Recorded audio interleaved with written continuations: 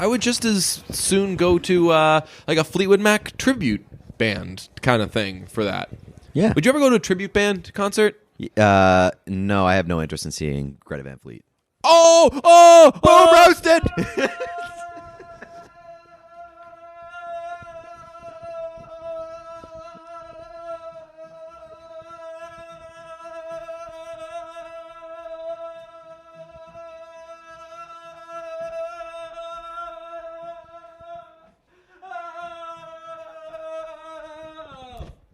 Got him. Brunch. Hit it, boys.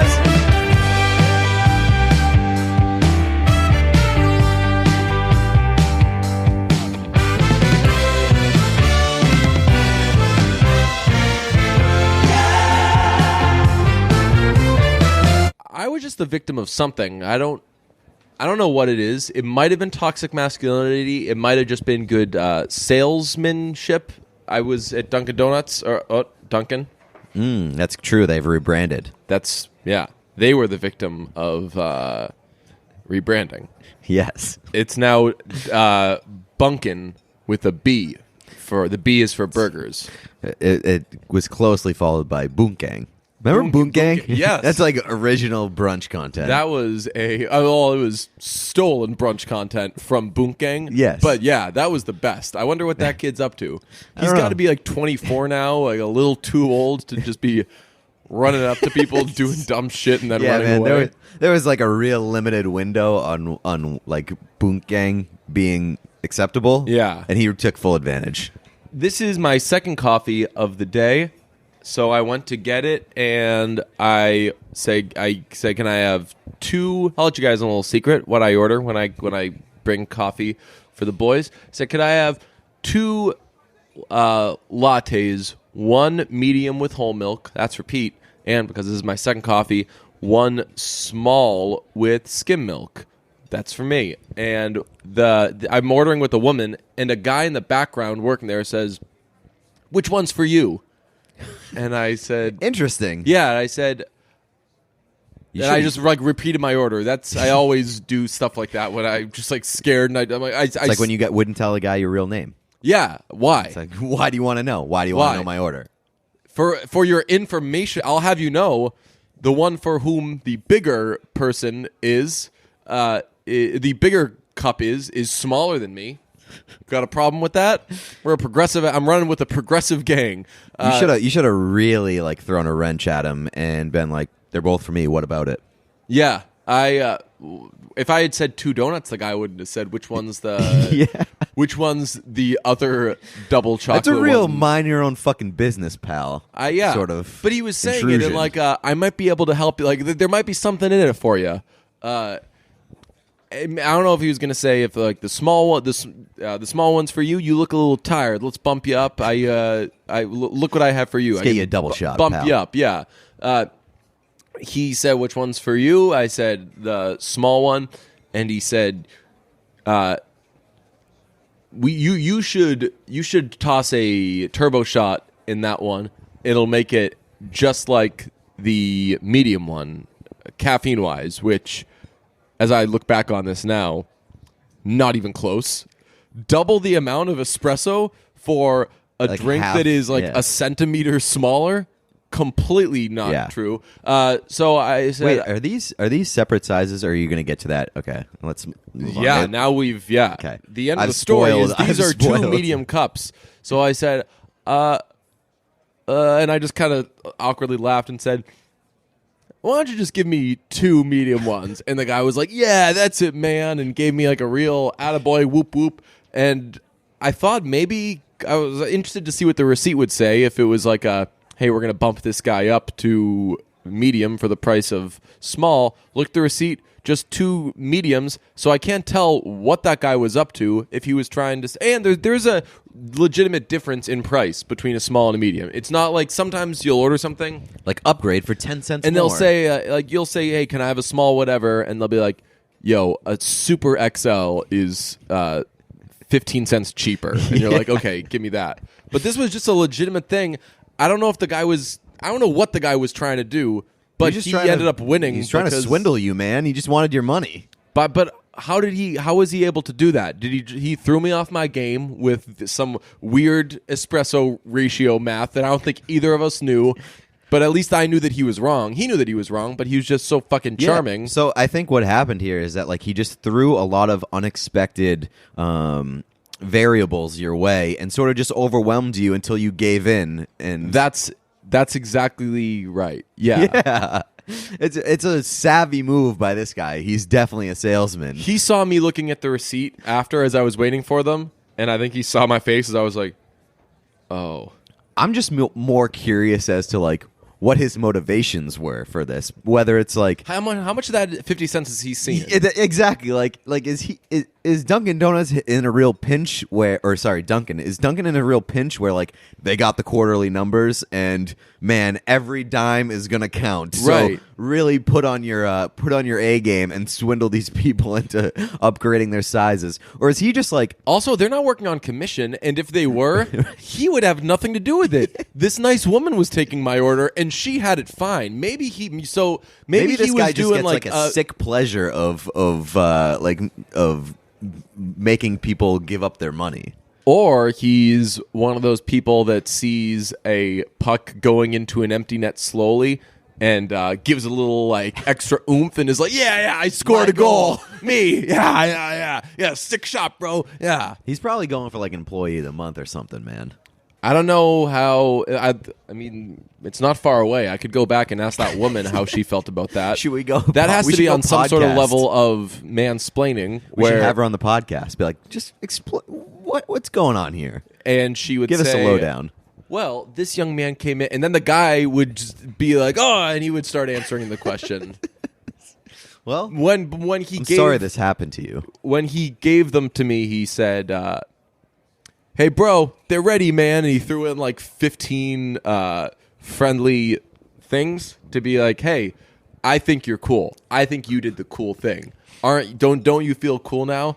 And I was like, "You've got some experience in either drug selling or car selling or something. You're making me feel at home, but you just fucked up my bank account by 50 cents, and that's gonna hurt." It is interesting that you bring up like the pricing on drink sizes because I feel like there's like no bar in that game. Yeah, like I have no. If literally somebody were go to say, anywhere. Hey, guess how much a medium espresso drink at Dunkin' Donuts costs? I would tell you, having bought like 40 of them since they started making them, because they are good. This episode is brought to you by Joybird.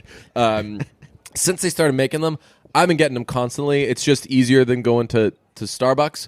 I have no idea how much they cost.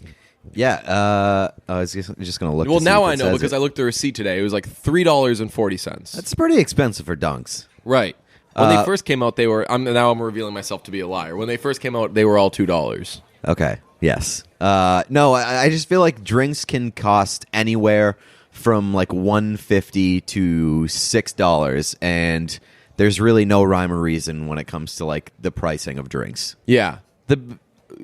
I'm also becoming an old guy in that.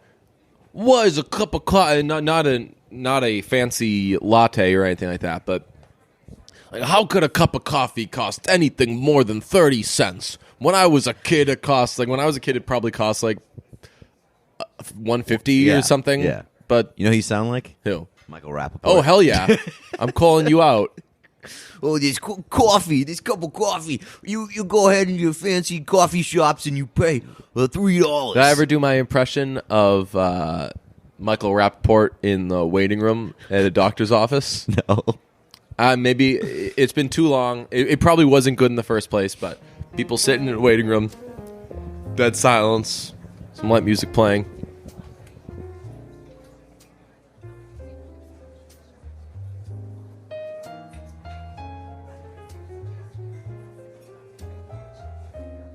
Hey, let me ask you, how much you pay for that cup of coffee?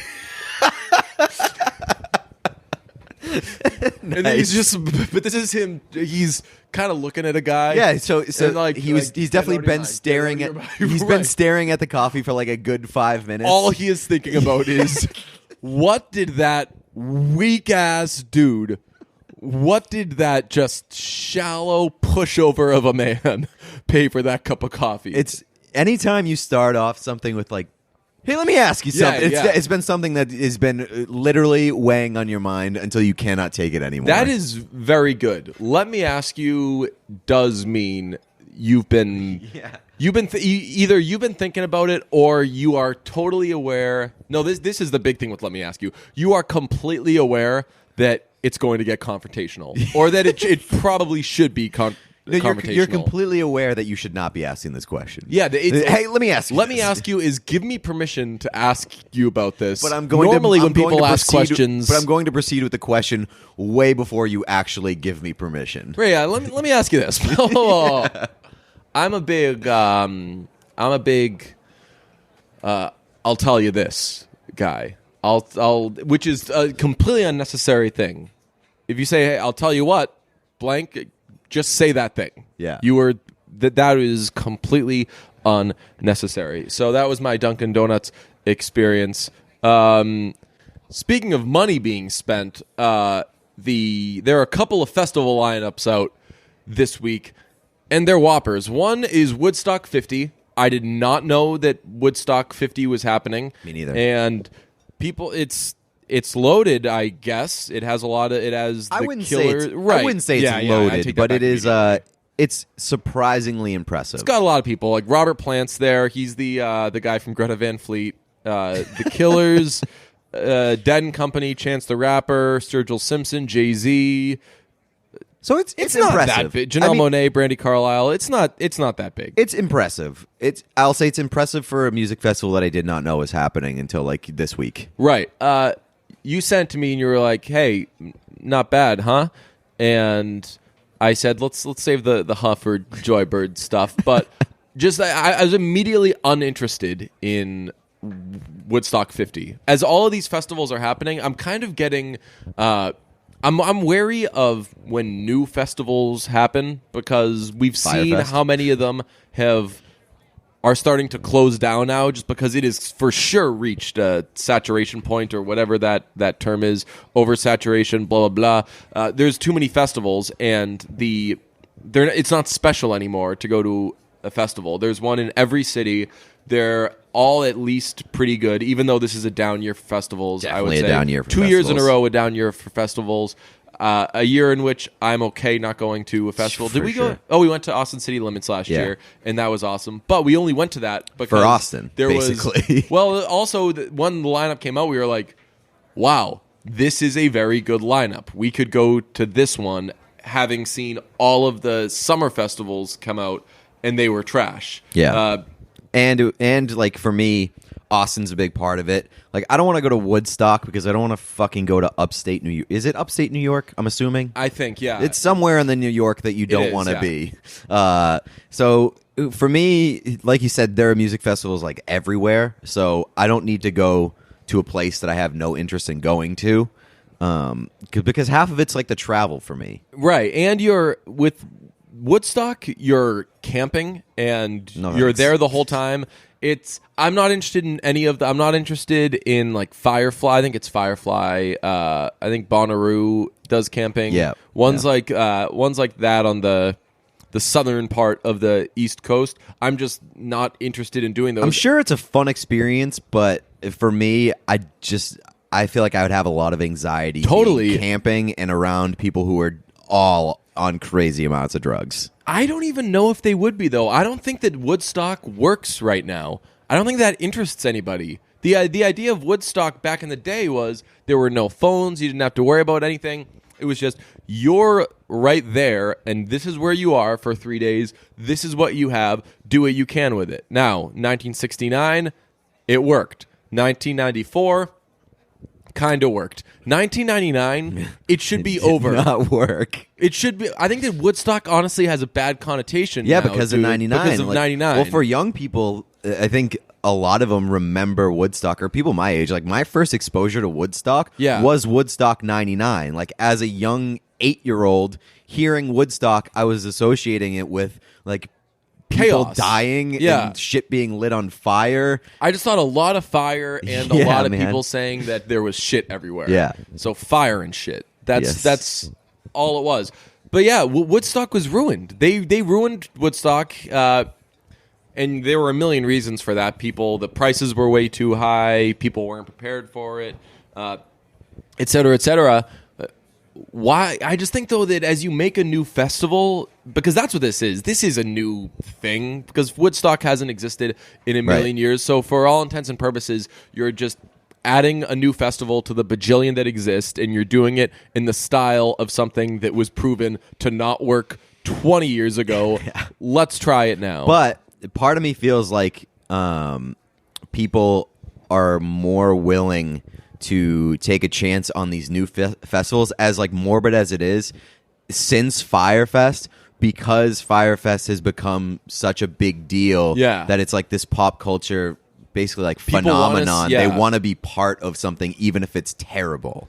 That you may have just perfectly summarized the times in which we live. They want to be a part of it even if it's terrible. One of the big things from the Firefest documentaries was that marketing-wise, it was just all built on you don't go to music festivals to see music that you like, to dance, to have a good time. You don't go to anything for that anymore. You go to it to take pictures. Right, to take pictures and to be like with influential people. And I'm guilty of that. Like when we first went to Lollapalooza, remember we were so excited about the pictures that we were going to take there. And you're not a bad person for wanting to take pictures, but our brains are kind of wired now, or have been reprogrammed to, when you go to something, it's about how is this going to look on social media? How are you gonna?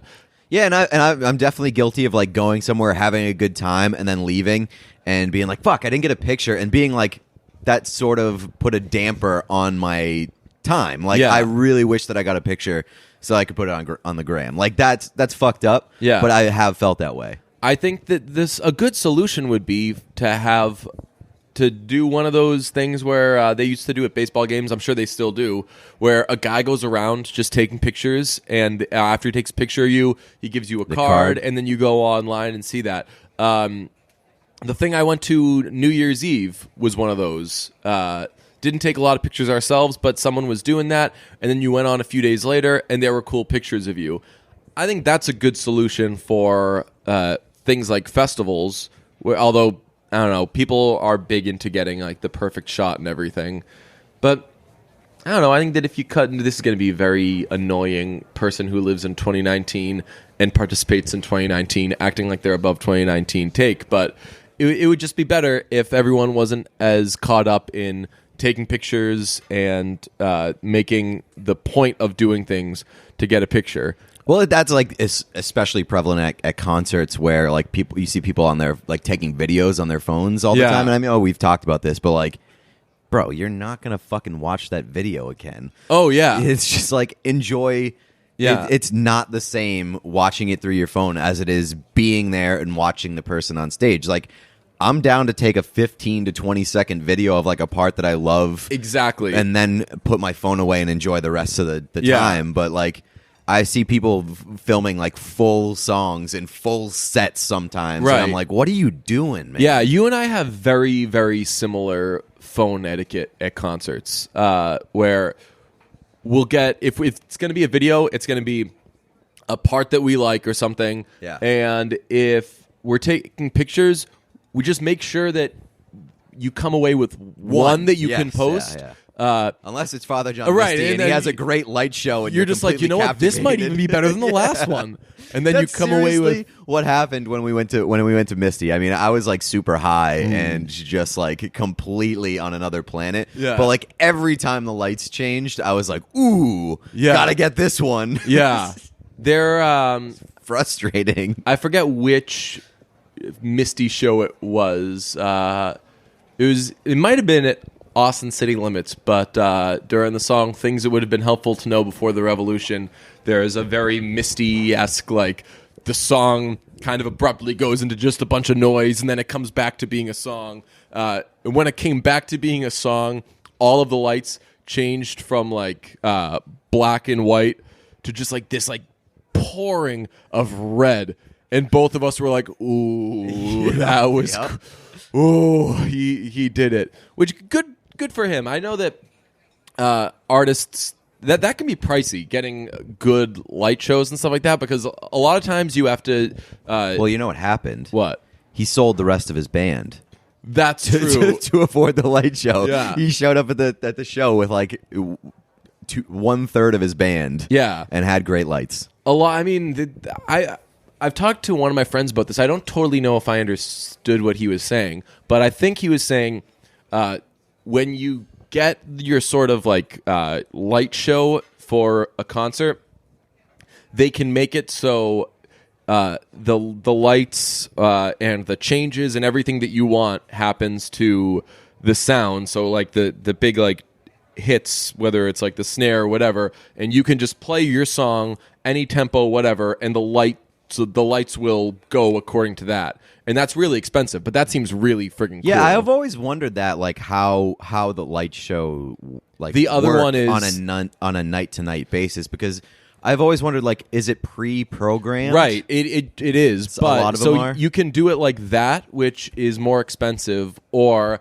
for thousands of dollars less, you can just have the light show made to your song, and then you just play on a click. So the drummer will have a click, and it's like at the same time we start the song and we start the lights, and it all happens at the same time. So you can't really like go off script, or else the lights won't follow. Right. That's what I've sort of wondered that. I guarantee you Misty does that first one, where like when he moves his hip a certain way, the lights follow. yeah. So I mean, that's good to know. For when we do our light show. Yes, when we do our live shows. If we've been ramping up the talks about a live show, by which I mean this week I texted you, seriously, let's do a live show. I don't think I responded. Yeah, I think it might have been. It was probably like 4:30 in the morning. Yes.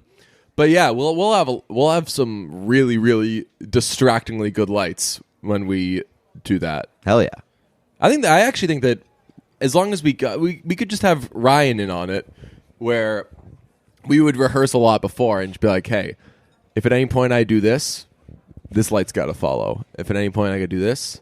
Ryan probably knows how to do it, man. Ryan knows how to do everything somehow. Ryan, you know what Ryan could also do? Sweeten it. What do you mean? Add a little canned laughter. Yeah. Nice. Have we ever done the... We never did that. That was another idea that... Man, we've got so many ideas that we never executed, but... we were going to do an episode that started with brunches recorded in front of a live studio audience, and there was going to be clearly canned laughter at every joke. I'd say we do it for this episode. That'd be great. Have you ever seen Father John Misty's performance of Born in the USA on David Letterman? No. Well, the second half of that song, he's saying some like really kind of disappointing stuff that a lot of Americans can relate to. Like, I was overcharged for college. I was given a bad loan on my house. Blah blah. And as he gives, maybe we can drop it in here. But after each part, there's a laugh track which is probably his weird thing of saying like, no one's listening to what I'm saying. You just all want to be entertained, blah, blah, blah. But as he was doing it on David Letterman, you can totally tell the audience is like, wait, who's... That's not us. Why, yeah, right. This guy's freaking sweetening his song. Classic. Oh, they gave me a useless education and a subprime loan on a craftsman home. Keep my prescriptions filled, and now I can't get off, but I can kind of deal with being born in the USA. Oh, just a little born in the USA. Save me, President Jesus, I'm born in the USA.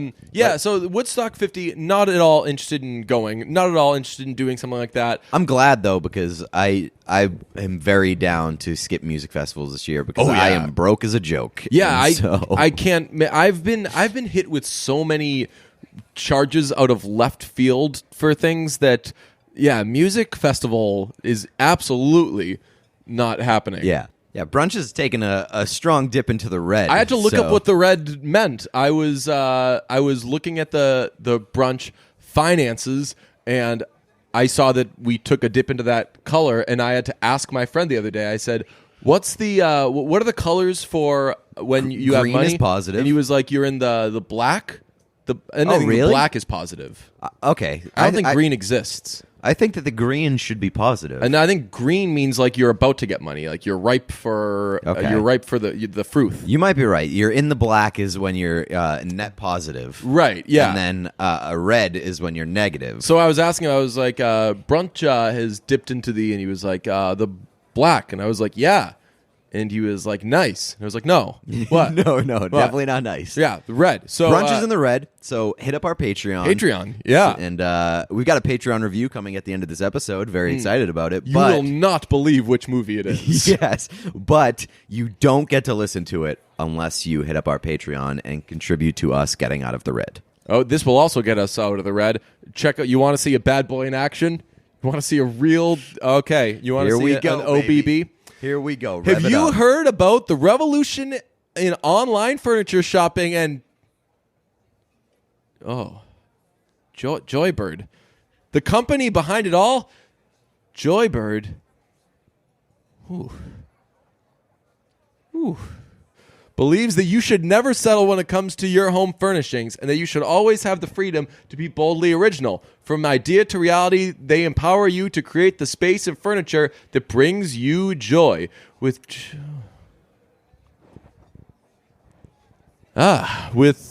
Joy, Joybird. I believe it's Joybird. Joybird, huh?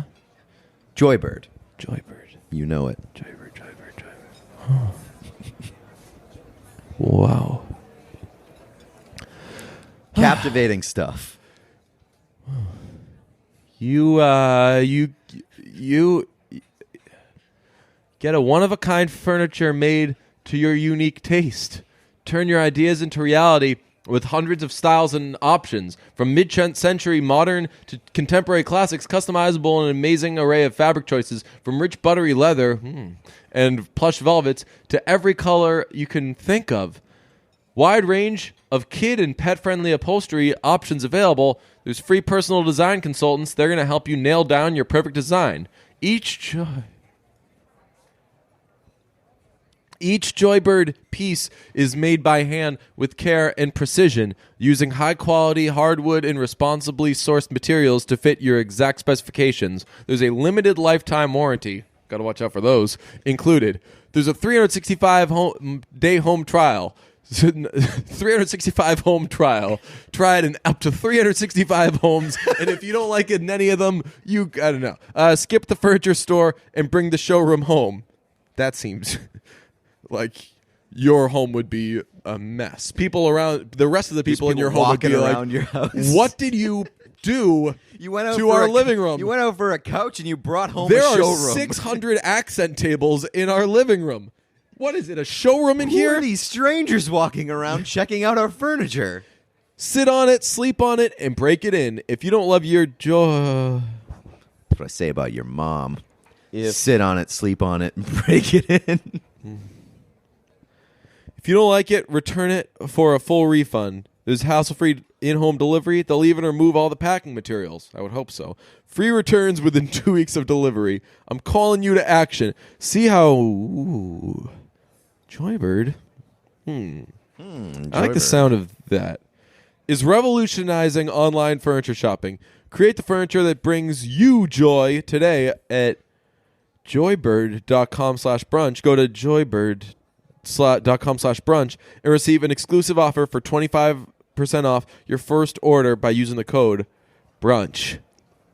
I think I need a glass of water after that. Joybird, huh? Joy. That is... Some good stuff. Joybird gets me Hot and bothered. some kind of way. Oh boy. Another thing that gets me some kind of way is looking at the Lollapalooza lineup and saying, that stinks. We're kind of pot committed to talking about Lollapalooza because we went to it that one time. But man, what a bum-ass lineup they have. We have the distinct honor of going to the last good Lollapalooza lineup. Yeah, if 21 Pilots is one of your top 3 people on your poster, you suck. Terrible. Dude, 21 Pilots stink. Yeah. People don't talk about that enough. Remember the time where 21 Pilots were like amongst the top 50 artists in the world? Yeah, they had their thing where... Remember that time they won a Grammy? They came out with their what's out? Yeah, their wangs. Yeah. Their hot wangs. Yeah. Yeah, it stinks. Although Ariana Grande's there. I'd see Ariana Grande live. I think she's in town this month. Is she? Or did she already come? Who knows? I don't know. Fleetwood I never Mac, know when a woman comes. Fleetwood Mac is making the rounds. They were in New York recently. I don't know if they've been in... Oh, no, they're coming up in Boston. And I'm working that night, but I was considering going and picketing and protesting the show, saying this is not Fleetwood Mac. No Lindsay, no Fleetwood Mac. And I know what you're thinking. Wasn't Fleetwood Mac a band for kind of a million years before Lindsey Buckingham was in it? Nope, not according to me. I know they had all sorts of stuff, and they were a cool blues band, and they had Peter Green, and they had all those good songs. Really, the only one of them that I know is "Oh Well," and it's great. And big old music guys are probably dying as they hear me talk about it. No, Fleetwood Mac started in 1975 with Stevie Nicks and Lindsey Buckingham, founding members. They were the best. That is what Fleetwood Mac is. So if Lindsey Buckingham is not there, I'm not there. Get out of here. That stinks. Yeah, I know nothing about Fleetwood Mac other than their songs and the fact that Lindsay and Stevie are in... You know prime year Fleetwood Mac. Yeah, that's all what I know. They are. You could just make up like crazy stories that you just completely made up, I guess. Yeah. And I would believe it because I don't know anything about Fleetwood Mac. But even before the mid-70s lineup and all of their troubles with their relationships and drugs too much and everything, to get into there. There was like, a whole part before that where they had a very mentally not well guitarist who I don't know if he's still alive. I think that he may have become a recluse, but he was this great guitarist, and he left the band, and then they recruited Lindsey Buckingham to replace him, and he said, "Can my girlfriend come?" And kind of a get for them. Yeah, seriously. She was like, "Oh, I've written a couple of songs. Can these go on the album?" And it was like Landslide and just hits. Yeah, I just feel like there's way too much going on in the history of Fleetwood Mac for me to get on board now. It's like cheating and drugs is enough. Yeah. So, whatever. I enjoy Fleetwood Mac for what I believe that they are. Yeah, I mean, Fleetwood Mac is probably in my top 2-3 favorite bands, and I will freely admit that I know like Haim covers the song "Oh Well," which is from before Lindsay and Stevie are in the band. I'm pretty sure that's the only song from before those two were in the band that I've heard. But yeah, I spent $1 million. Speaking of dipping into the red, I dipped into the red for floor seats to Fleetwood Mac when they came a few years ago, and it was with everybody: Christine, John, Mick, Stevie, Lindsay. I'm not going to spend... One of my friends was saying that her friends were asking, like, hey, should we go to Fleetwood Mac? Tickets are kind of pricey, $180. So you spend $180 to see some fake-ass Fleetwood Mac? Yeah. Bootleg Fleetwood Mac? I'm not going to see...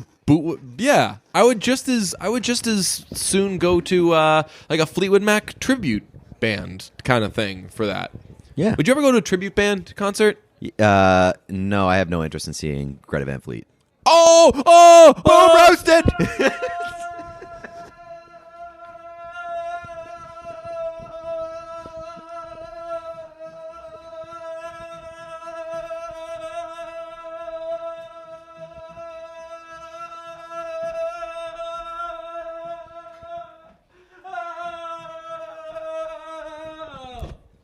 Got him. Let's talk about hair. Yeah. Let's talk about hair. You told me there was a. Yeah, the NHLPA released their annual players poll this week, and it obviously has like all the good stuff, like who's the best forward, who's the best defenseman, who's the best goalie. But the players also voted on which player has the best hair in the league, and fucking somehow Erik Karlsson won with 18.4% of the vote.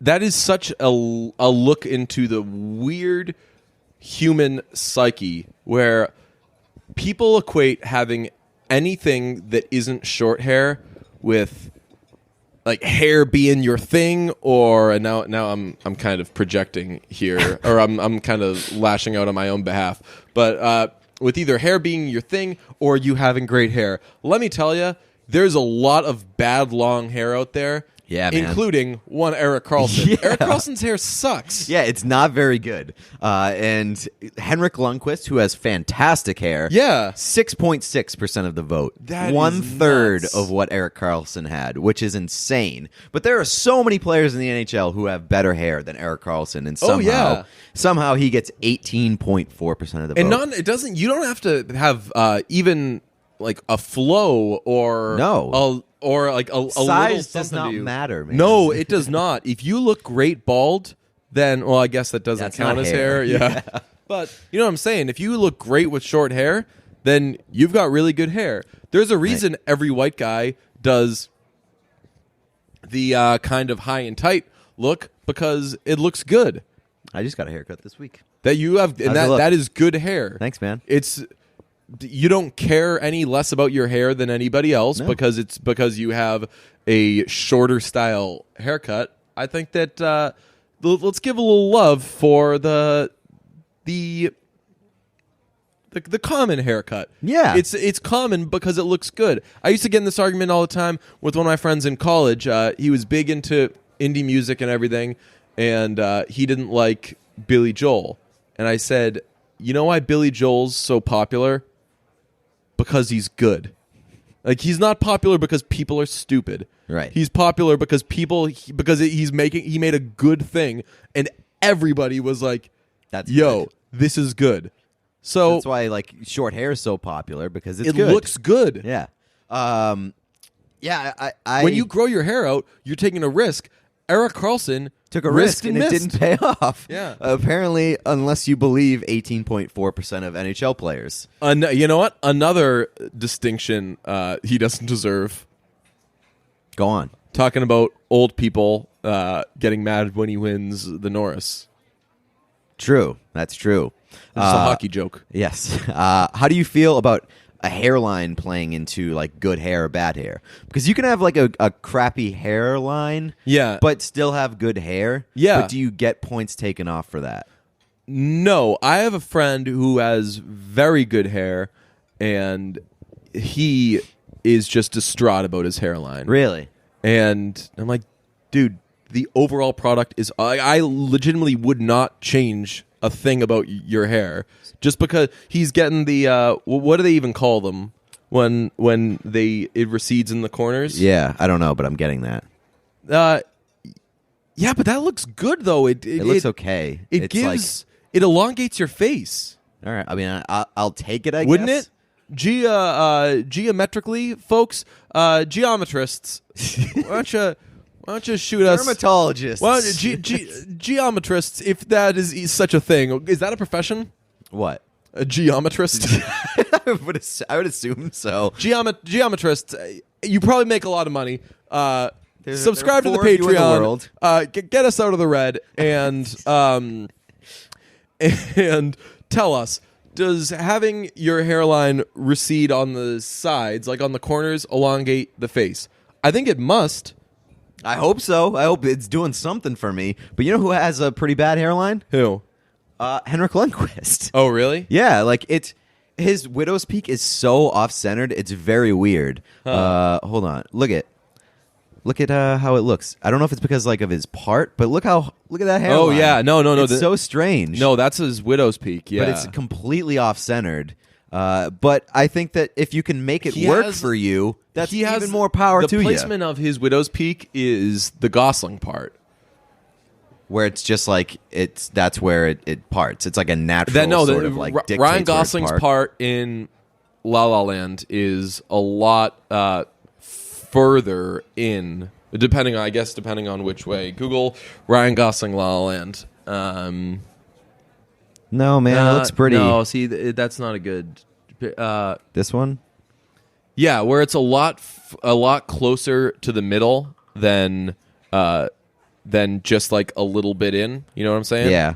Fair enough. So Lundqvist has a widow's peak there.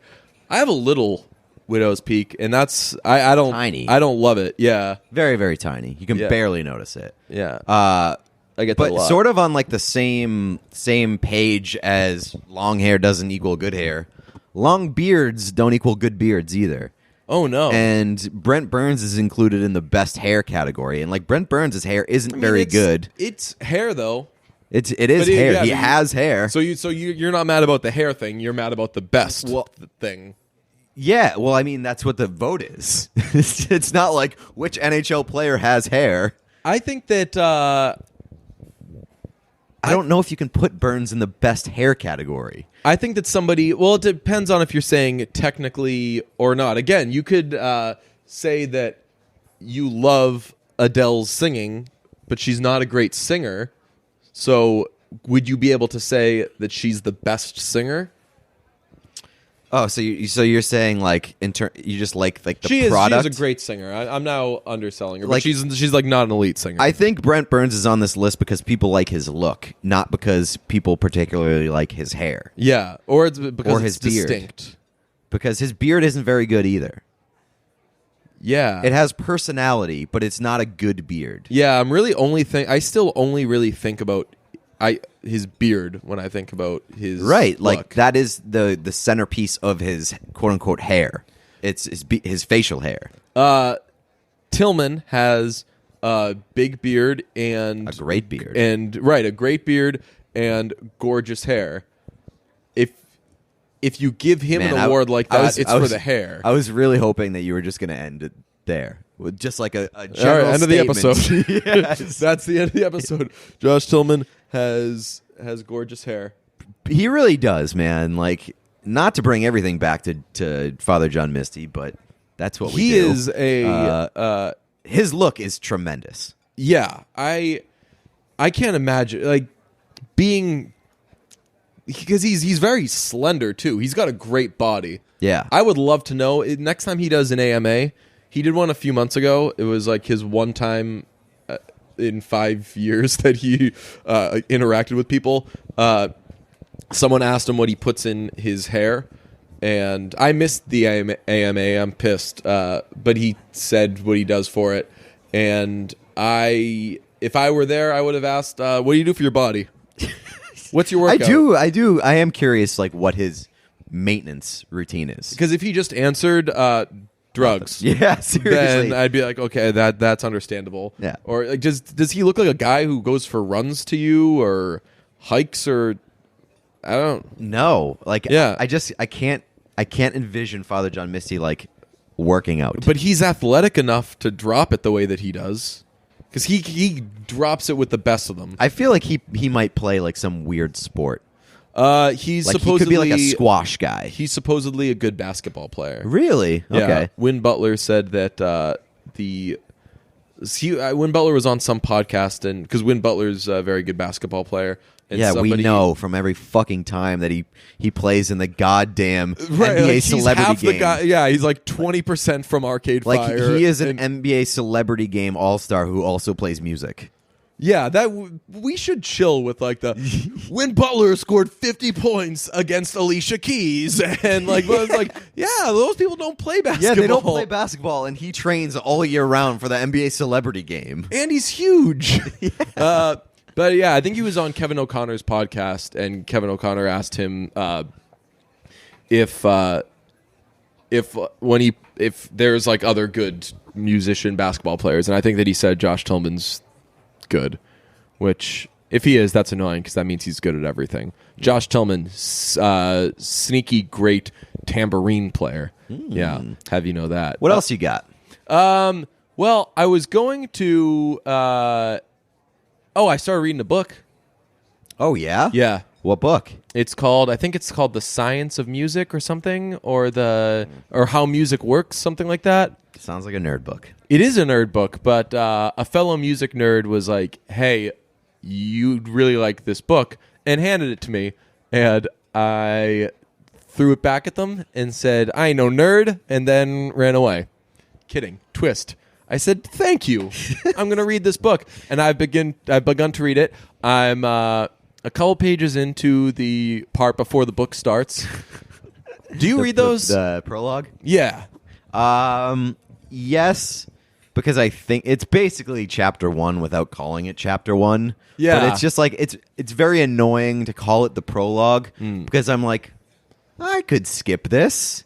Just That's call it so chapter weird. 1. But so if you're going to read a 300-page book to and then skip the very not first do just part. like 12 more that are there for some reason. But I feel like it's just enticing you to skip it by not calling it fucking chapter 1. It's like that would be like going to a concert. The artist comes out on stage and is like, "Hey, I'm not going to start playing my songs for like 15 minutes, but I'm going to be here and I'll be doing stuff. And I'm not just like sound checking or anything.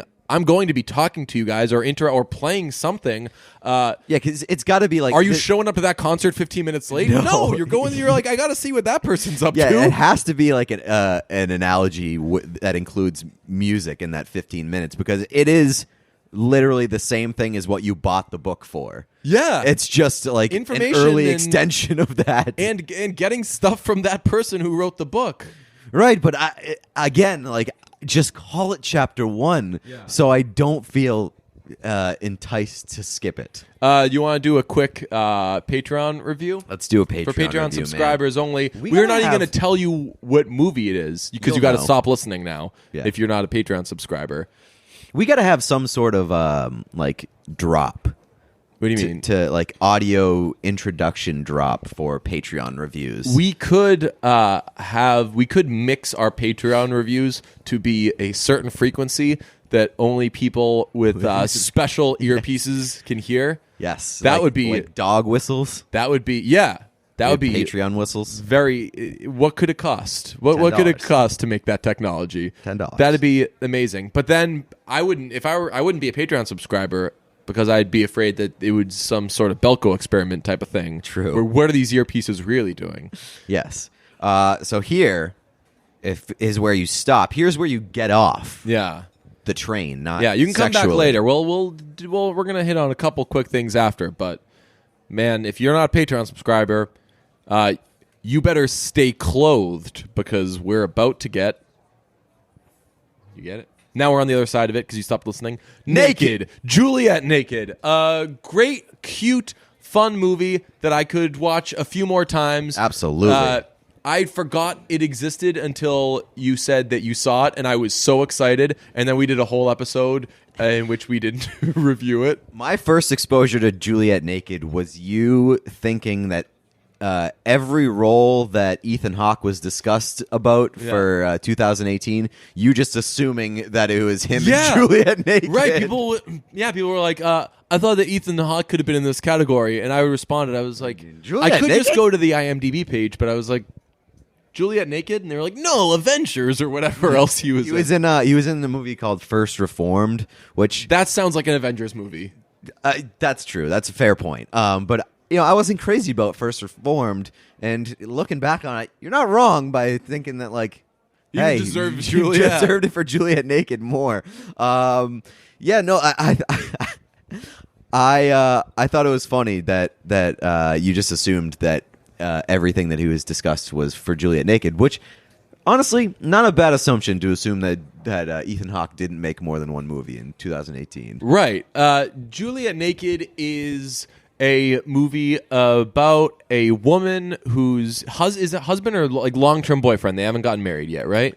Yeah, long-term boyfriend. Long-term live-in boyfriend is obsessed with a reclusive singer-songwriter from yesteryear. Basically, I think that it's supposed to be like some sort of like Neutral Milk Hotel kind of like Jeff Mangum kind of thing, where there's this community of people who worship this guy, except it's a much less popular Yeah, he's one. like He put out like he had one album that Right. was like that topped at 36 Right. on a top 50 list. it would be like I'm trying to think of the equivalent from our childhood. Some like if I don't know if Marcy Playground or something, then that wouldn't even be that, because Sex and Candy I think was like probably a top 10 hit or iconic something. song, yeah. Right. I'm sure there are artists through which I could pour and be like, oh yeah, that art, like the I don't know, like the Verve pipe or something, or the Verve, like one of those. Yeah. No, even those were bigger. So I'm doing a bad job of thinking of an example. But someone who was it's mildly popular Right. for a quick second, but some people thought that this one album Like was that the one best album ever. really struck a chord with like a section of people who are obsessed with it and continue to talk about it decades later. Right, and there's an online community of probably like 100 to 150 people who they have a website and a message board, and they're constantly analyzing this album and wondering what happened to this guy because he disappeared, and they all have their theories and they all think these things. And one day, someone sends an album, a copy of that album to their house. It's like Stripped down. stripped of a lot of like Let It Be Naked exists, Basically where it's like without like the production. Basically like a demo, basically. Right, kind of like like this is what the album would be if there weren't strings, if there weren't this, if there weren't that. It's like a much cleaner, simpler thing, and that's something people do sometimes. And she, who has no interest in this artist, Who, and by the way, has a great artist name for this what's role. his name? Tucker Tuck- Crow. Tucker Crow. I knew that, That it is was Tucker something. such a perfect name for a guy who just dropped off the face of the earth. Also perfect for an Ethan Hawke Yeah, character. yeah, So she resents this artist, basically. She's annoyed by him. Probably how a lot of people in my life feel towards Haim or Father John Misty or Billy Joel or anything. Like, stop fucking talking about this guy. Although with Billy Joel, I can be like, shut up. I bet you talk about Billy Joel sometimes too. Right. So she, that guy's not home. She opens up the package, listens to it, and thinks it sucks. And she writes about it on the message board. And she goes on the reviews message it. board and is like, This thing sucks. yo, just heard this this version of it, and it's terrible. And this guy and this person gets in touch with her. Am I remembering the movie correctly? Yeah, so You Tucker Crow apparently keeps up with these message boards and reads it, and saw her scathing review of the stripped down album, which is called Juliet Naked. Because And the first boyfriend, album's by the Juliet. way, is deeply offended by this, and he's saying like, "Oh, see, you don't get it, right? You're right. You don't get it." And so she's like, "Whatever, we can agree to disagree." Tucker Crow emails the girlfriend and is basically like, "Man, you nailed it. What a perfect summation." And has of no what idea a- who this person What is. a piece of shit this album that I made Yeah. is. And so they stay in contact. They're basically pen pals. Yes. Discussing each other's lives and things like that. They get to know each other. Her and her boyfriend eventually split. He cheats on her with a colleague. Oh yeah, Yeah. And then the girlfriend or the ex-girlfriend meets up with Tucker Crow, and just All a this lot is of unbeknownst shenanigans to the boyfriend. Yes, All and a lot this of is- shenanigans ensue. The boyfriend is the guy from a lot of things, but you probably best know him from Bridesmaids as the cop. The Irish guy. Yeah, the Irish guy. He is. They're all very good in it. I was wondering The if girlfriend is Rose Byrne. Oh, right. I'm sorry. And she's great in it. Rose Byrne is never bad. Those two are always working together, huh? Yeah, they're in a lot of stuff together. Bridesmaids, that movie. What else? Not sure what else, but That is. Hey, that's. is he in? Does he make an appearance in Neighbors? The Neighbors universe? I feel It like he wouldn't could. surprise me. It wouldn't surprise me.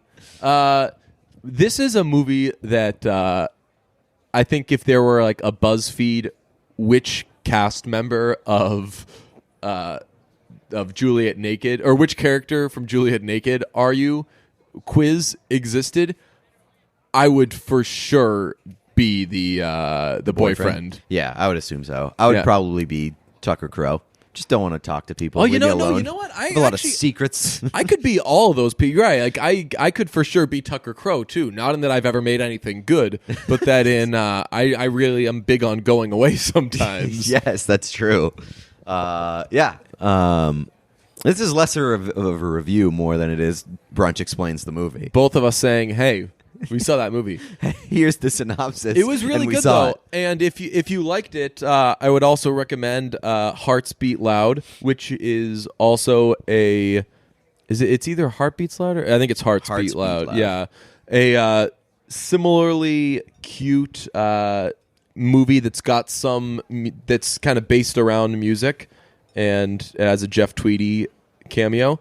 But yeah, I very much liked Juliet Naked, and Yeah, it was same. it's an easy rewatchable movie. Absolutely. It's one of those movies that I can best describe as being a delight. Like, it is Yeah. a very fun, very light experience. Like, it's a great movie to watch with you and the girlfriend or the boyfriend or whatever friend. Like, it is just a very enjoyable movie. You know what we should do? And when we make further references to this, people will be like, oh, did I miss that episode? Blah, blah, blah. No, you weren't a Patreon subscriber. Your fault.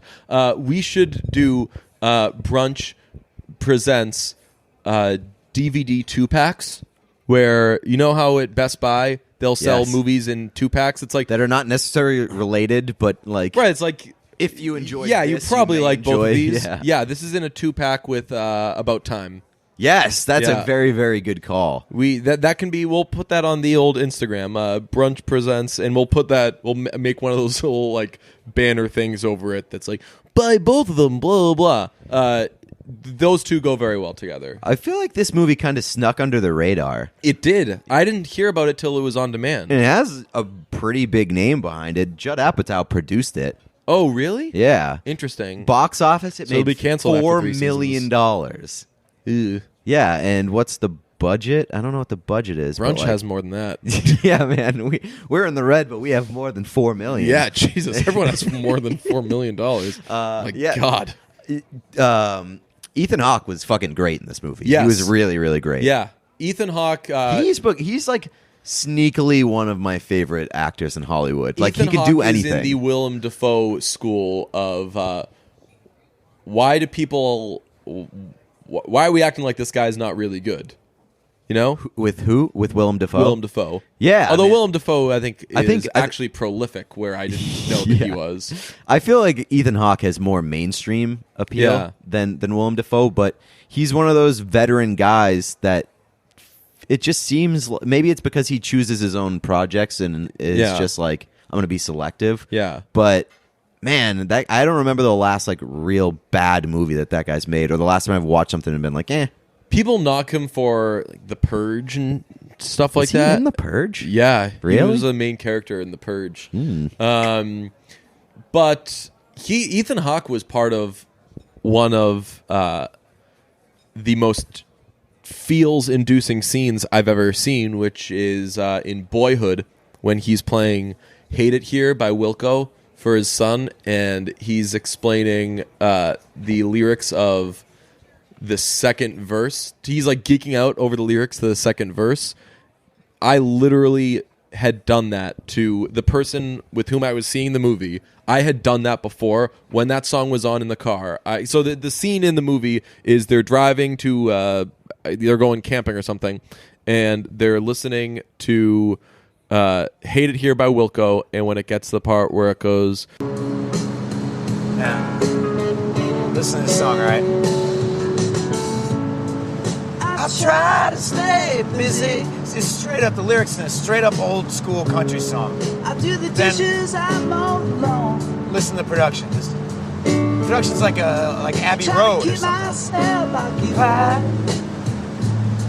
Even though I know you're not. Coming home. You know, the old woman's gone. Straight up. Nothing fancy. I try to keep the house nice and neat. Make my bed, I change the sheets. I even learned how to use a washing machine. Keeping things clean doesn't change anything. it just paints a perfect picture of a guy who's someone left him and he's trying to keep himself busy and he's just giving himself little chores and everything, but he realizes that like that's not all his life is, and he knows that at some point he's going to be thinking about again how sad he is. Face the truth, right? And I had said that exact same thing to that same exact part of that song to the person I was seeing the movie with, and they were like, "What the?" We were both like, "What the fuck?" That gave me feels. It made me happy that there are other people that are as obsessive about lyrics and stupid things like that as me, and Ethan Hawke was. So Yeah. Ethan Hawke and I, one and the same. Eskimo pals. One of the aspects of Juliet Naked that I mean, it wasn't a perfect movie, but I very much enjoyed it. But I feel like one of the aspects that I wish they went in on more was at one point in the movie, the ex-boyfriend and he meets Tucker Crowe, and they have dinner together. Yeah. And like they basically get in like a blowout fight where He made the mistake. He touched Misty.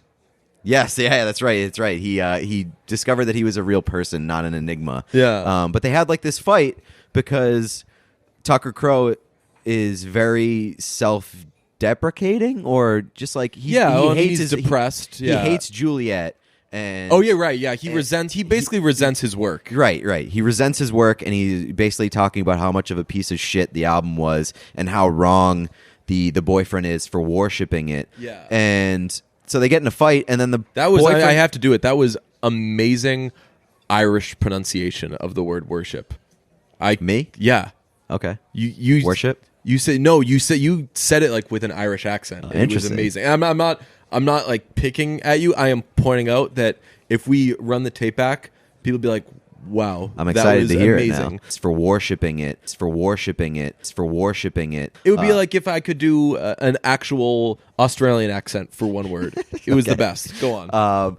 So the boyfriend argues. He's like, "Hey, you might fucking hate this thing, and you can hate it. It's well within your right. But like this shit means something to me, and it means a whole lot to a lot of other people as well. So like, don't tell me that I'm wrong in enjoying your album." Right. I thought that dynamic was really interesting, and I would have been intrigued to see them go in on that a little bit more, because they only touch on it and then they just they move on. Right, and there's not much of it's not a long scene. No. There's not much of a build up to it. And that's basically like the flipping of Tucker Crowe's character. Like he gets back into playing music after that scene. Right. That's but the point that character makes, that the Irish guy makes, is very good, very true. Like once you put out there, I'm gonna quote a guy named Father John Misty here, where he says, I forget what he says. It's something about at some point you can't control what people use your fake name for, meaning like whatever art you put out there, like it doesn't belong that's to you not anymore. yours. Yeah. Once you put that out there, it's what it means to that person. A song that you write about a girl becomes a song about a boy, or a song about yourself, or a song about a million different things. Right. You don't get to control how other people feel about your art. Right. So I think that is really, really interesting, and like they barely scrape the surface on that, and I would have been interested had they gone a little deeper and then like explained Tucker Crowe's getting back into music and sort of like him reversing his thought process that kept him in hiding for so long. This sucks. You're making me want to watch this movie again so badly, and maybe I just like won't sleep or something. But I'm like behind on a lot of things that I'm trying to do right now, and I'm just gonna push myself like 2 hours more behind on those things, because if I don't see this movie again right now, and then about time after, I'm gonna lose my mind. It's as high on the cute movies like that don't have a super high ceiling, as far as like they're not going to be nominated for Academy Awards and shit like that. They probably max out at like an 8.3, which is fine, but that is an 8.3. That is every drop. And on the likability scale, it's like Chef is probably like a 7.9 of a movie, but as far as likability, it is 30 out of 10. Yeah, absolutely, and it has so much more rewatchability, and that's why I like to do a favorites list at the end of the year as opposed to like a best Good list call. because there are those movies that you recognize.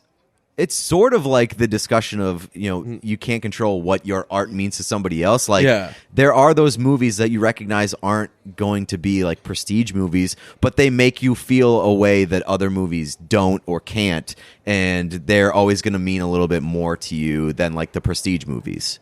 I can't remember. Did I put that in my honorable mention? I don't think I did. No, I don't think so. No, Oh, I don't think man. it made an appearance. Yeah, I think it would have been at like the tail end of whatever my honorable mentions were. Same, but this movie has a lot of staying power. Yeah, I'm gonna watch it a lot. Yeah. I'm gonna you know what? Let's buy a DVD 2-pack of 2 copies of it, and we'll split it. Also, you want a sale of the year, steal of the year, Blu-ray Paddington 2, Blu-ray like DVD and digital copy or whatever, $10 at Best Buy. Yeah, that's definitely a good deal. I feel like Blu-rays are like $14, so it's not the steal of the year. Oh, I saw Bohemian Rhapsody was like $25. Well, that's because you're coming off of like all the Oscar hype. I'm sure that they like inflate that price. But yeah, I mean, I considered buying Mamma Mia on Blu-ray a couple weeks ago, and it's wild because it's like Blu-ray, DVD, and digital copy, and it's like $15. I walked around Best Buy the other day. I had to buy a wired mouse because I needed to get a file off. This was like some 24 stuff. I had to get a file off of an old computer, and the old computer is so bad that like when you start it up, it's like. Please don't. Like, you know, Stop it. when you start up a MacBook, it's like, yeah. This one's like, whoa. Not again. Oh. And then it just turns back off. So like it really, you really got to pull the cord a few times with this one. And then once it gets going, none of the buttons really work. So I bought a mouse. I'm going to try to, if I can get open, try to get to the file, drag it onto like a drive or something. It's going to be a real race against time because that thing is always waiting to turn back off. But I was like, while I'm here, I'm just going to walk around. If I had a shopping spree at Best Buy right now, what would I buy? And I walked around and I was like, I don't want anything at Best Buy. Yeah, seriously. That's so weird. That's so depressing and like such a sign of the times that like you go on a 20 minutes shopping spree at Best Buy, you're gonna end up with like 4 movies and that's it. 4 DVDs. I would just buy like the most expensive speakers, I guess, but I'd be like, I already have good speakers. I don't need any of these things. You just get them to These are just gonna resell them on take eBay. Yeah, I'd be like, these are just gonna take up space. Help you get out of the red. Yeah, it was not. That's sad, man. Yeah, man.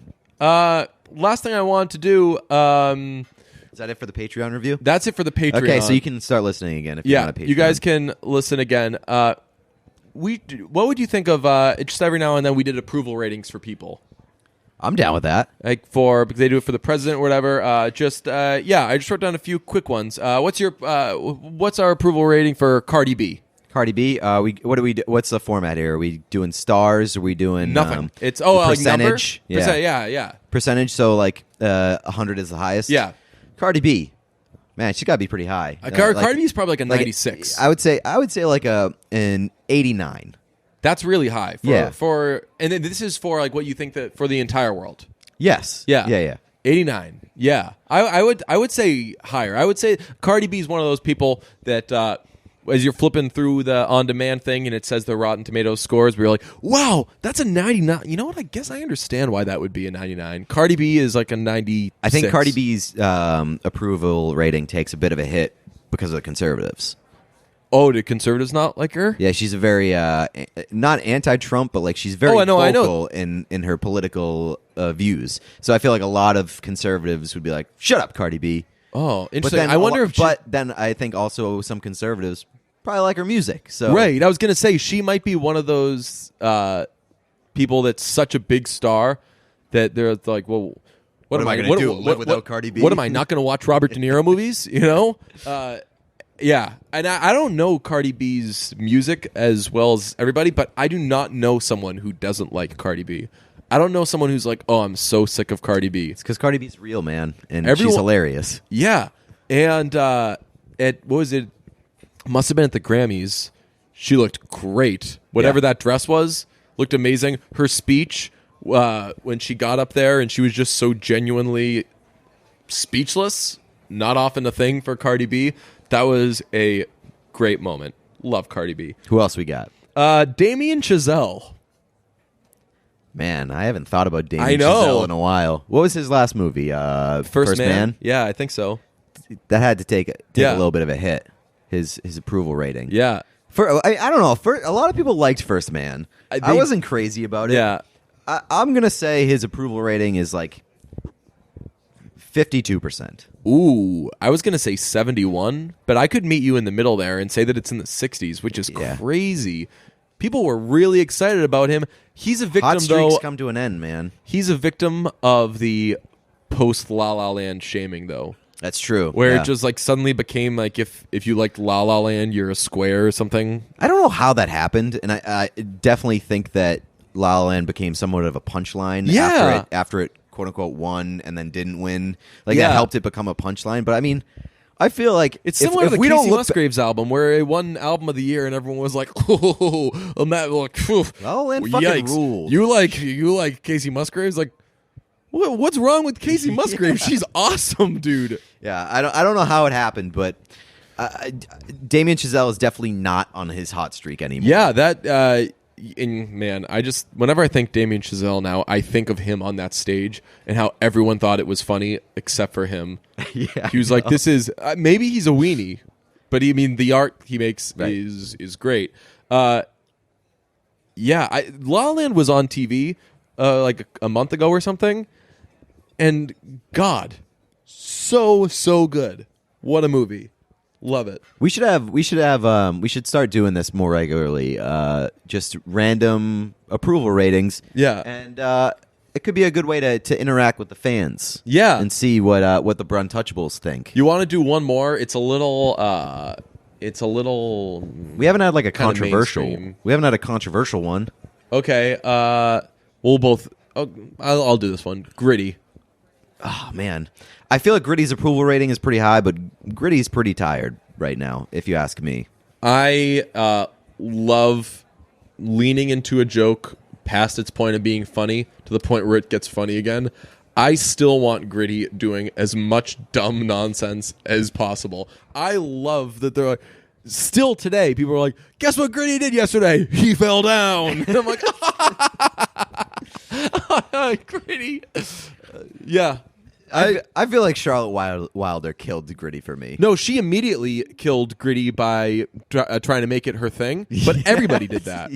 Yeah, no, I don't think anybody tried to be their like, thing. Gritty's like, I like Gritty and this is my thing. I understand why your mind goes to Charlotte first, because we both follow her on Twitter and we're friends with her, so we probably saw it more from her than from everybody else. But a lot of people were doing the like, hey, guess what the thing I like is? Gritty. Yeah, man, we all like Gritty. But if there is a president of that club, she's definitely Charlotte. She is the president of the Gritty club. Maybe she likes Gritty more than, I don't know. I like Gritty a lot. I'm not trying to say that like I'm the Gritty guy. I'm saying that I think that everybody is super okay with on Gritty. Everybody's cool with Gritty. Yeah, I don't think that Gritty has. But no one gets to Gritty hasn't lay canceled claim himself. Oh, we're gonna imagine Gritty getting canceled. Well, yeah, we could dig up something on Gritty. It came pretty close. He waded into dangerous waters when he did stuff with Barstool immediately after coming out. People were like, "Oh, really? Gritty's canceled," but Gritty's complicit. But Gritty had a redemption arc. Well, then he is problematic. Right. So, no, if I had to give an approval rating for Gritty, I think it's probably like 96. Yeah, wow. I see. I was going to say 91, which I think is high, considering that if we're agreeing it's in the 90s, then it shows it's like basically unanimous that his silliness and his appeal transcends every attitude, every outlook on life, like even cynical people look at Gritty and they're like, That rules. they do the thing of like, it's just so stupid. I'm like, you're laughing. Right. You think it's funny. You like Gritty. And I feel like any negative or sort of like exhaustion from Gritty doesn't come from Gritty himself. It comes from people around. It comes from Gritty. the talk around Gritty. Yeah. It comes from like the people whose thing is Gritty. Right. When Gritty is for the world. He may be wearing a Flyers jersey, but he should be wearing a Team USA jersey because he's for the world. It's very brave. It's very problematic of you to assume that USA is the world. USA was for the world when they recorded USA for Africa's We Are the World. Look it up sometime.